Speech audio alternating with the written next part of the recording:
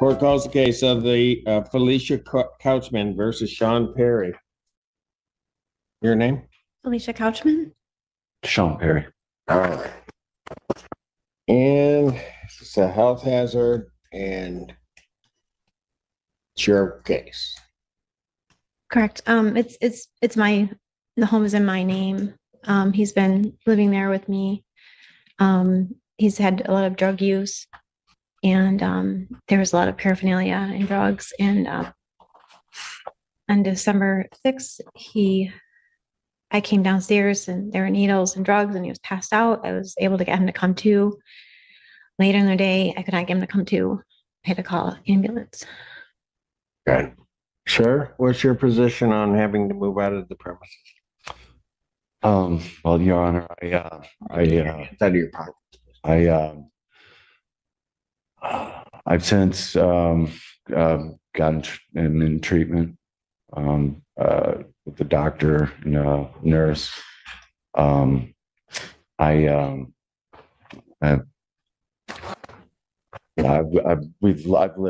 We've lived together for more than 10 years now, and I was hoping that we could resolve some of the differences and move forward. But we don't have any conflict at home as of now, other than the past here.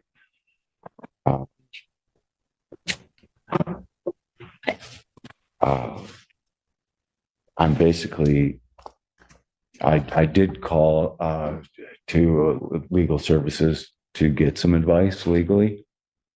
And I'm waiting for a call back. And so I'm just kind of rolling with the punches, see what I need to do.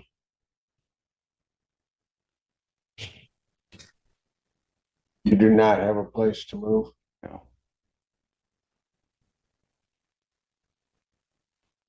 So if I grant her a judgment and you have to move out by February 3rd, you can't do that? No.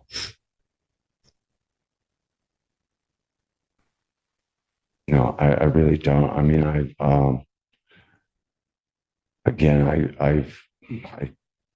put a lot of money and time into the property.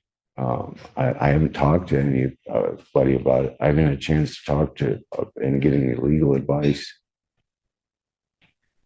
I don't really know what my position is. And presuming since you were there for 10 years, there's some personal relationship is between the two, right? There hasn't really been a romantic relationship for a while. But we've been living together. Got it. And he hasn't been working because he was having issues. He did work in the summer, but he didn't. It went to the usage. Did you get into inpatient? I did go into the emergency room. And, I'm not inpatient, but I'm. Okay, sir, let me just ask you this. What other treatment are you receiving at this? I'm getting Suboxone through the doctor. Are you in a program? No, I'm not in a program, but I am being urine tested. Yeah, but I get it. Okay, I hear you. But you also understand what she's really trying to say to you, and what I do. And that is that she can't do that. She can't do this anymore. That's what she's saying to you. I appreciate the efforts that he's making with the Suboxone, but I just keep going through the same things over and over again for years. Pardon? I didn't hear your last part. I appreciate what he's trying to do with the Suboxone, because he was like self-medicating with methadone and then heroin. But it's a pattern. Oh, yeah.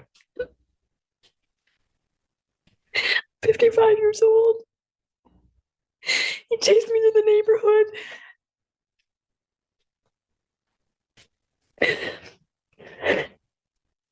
Just need peace.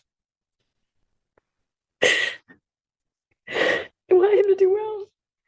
He's killing me.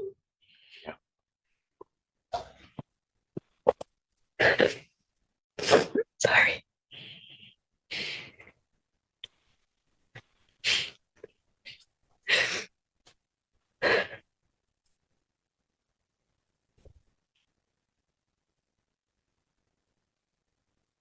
When are you going to leave?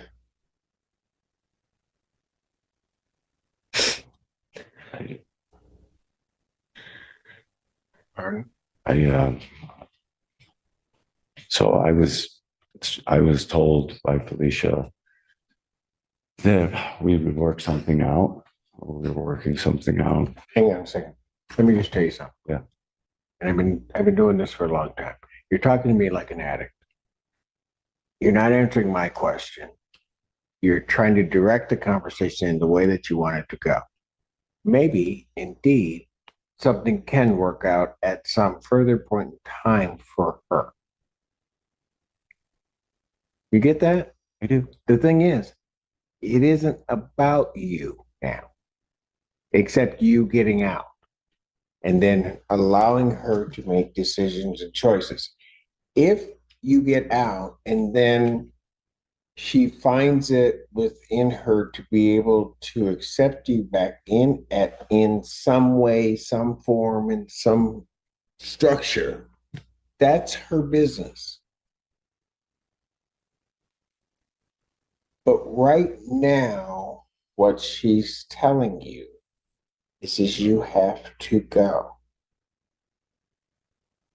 And while she didn't say this, I don't think she wants it to be in some fashion where the sheriff shows up and just starts dragging you out. I don't think she wants that.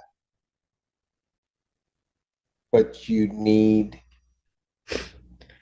if you don't tell me when you can go and be out, I'm going to give you the 20. It's going to be real simple for me. I think month would probably be reasonable.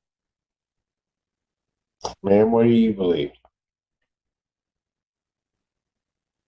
I'm open to giving him a month. You're open to that? For a month. Okay. Here's what I'm But going he to has do. to be, he has to treat me cordially. Pardon? He has to treat me cordially. I'm living there in the home. He can't take this out at me, verbally or emotionally. I need him to be amicable. Absolutely. What? Absolutely. I'm going to find no tribal issue. I'm going to grant a judgment for possession, no redemption amount to the plaintiff. And I'm going to structure the writ date this way. And that is that writ may issue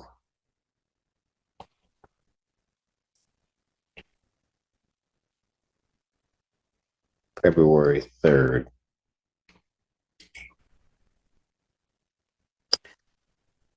I'm not going to, the way the judgment's going to be laid out, I'm not giving the 30 days. That is going to be up to you. If you want to give him that 30 days, I've heard what you said and that you're amenable to. But I also understand in dealing with addicts that if you give that, then that's sort of the floor. Right? And in essence, what you were telling me is that he has to do certain things. So, while being gracious and giving the 30 days, my feeling is, and the way I look at it, is he's got to earn it. And sometimes just earning that is the day-to-day of just treating you like you should be treated. And so what this does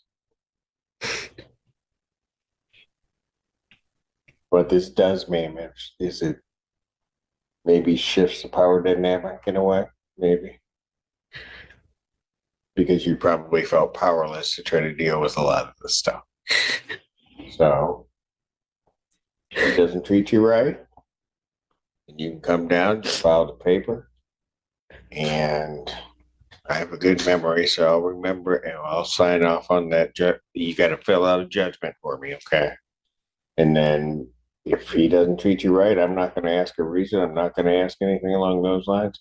I will be signing off on that writ of restitution to have him removed from the premises. Do you understand that, sir? All right. So what I might suggest, Ms. Wedding, if you could get her a judgment so she has that filled out prior to her leaving the court.